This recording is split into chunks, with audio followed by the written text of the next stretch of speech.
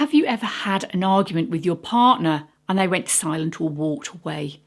This is called stonewalling and it destroys relationships. In this video, I'll share what makes people stonewall and look at scientifically researched ways to put an end to stonewalling. Let's look at an example. Claire and Kevin have been married for 7 years and still haven't managed to resolve their financial disagreements. Claire shouted, "We're in such a financial mess, we need to get this sorted." "We never get anywhere, what's the point?" Kevin shrugged and left the room. Kevin had shut down and their relationship was now at rock bottom. They no longer argued, and every time Claire said anything about their financial problems, it was like talking to a brick wall. Kevin would just shrug his shoulders and leave the room. This is called stonewalling. Metaphorically, Kevin is turning himself into a stone wall. There's no engagement, no eye contact, no head nodding, and no confirmation that he has understood. Some stonewallers will offer a few words to indicate their reluctance to engage. Others will say nothing and just remove themselves from the situation. But whatever the style of stonewalling, the message is the same. It indicates to your partner, I'm removing myself from any meaningful interaction with you. Research by leading relationship expert John Gottman has shown that 85% of stonewallers are men. During a relationship conflict, men are more likely to be physiologically flooded than women, and this can lead to stonewalling. A man's autonomic nervous system, which controls the stress response, may be more sensitive and take longer to recover from upset than the average woman. This isn't to say women are immune to relationship stress, but it may take more intense conflict for women to experience such an intense physiological response. According to Gottman, since men are more biologically reactive to stress, they're more likely to need to protect themselves by stonewalling. Although stonewalling can feel like a protective response, it can actually make things worse.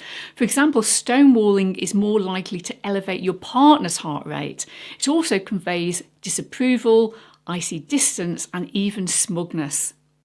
If one partner refuses to communicate, it can be very difficult to heal a relationship. John Gottman explains that negative communication patterns fall under 4 key categories: criticism, contempt, defensiveness, and stonewalling. He calls these negative communication patterns the 4 horsemen of the apocalypse, which is a metaphor he uses to depict the end of a relationship. Gottman has provided proven antidotes to each of the 4 horsemen. In this video, I'm focusing on stonewalling, and the antidote to stonewalling is physiological self-soothing. In one of Gottman's research studies, he interrupted couples after 15 minutes of an argument and told them he needed to adjust the equipment. He asked them not to talk about their relationship, but just to read magazines for half an hour. When the couple started talking again, their heart rates were much lower and their interaction was much more productive and respectful. So what happened during that half hour? Well, each partner physiologically soothed themselves by reading the magazines and stopping the discussion. As they felt much calmer, they were able to return to the discussion in a more respectful and rational way. Therefore, the antidote to stonewalling is to practice physiological self-soothing. And the first step of self-soothing is to stop the discussion.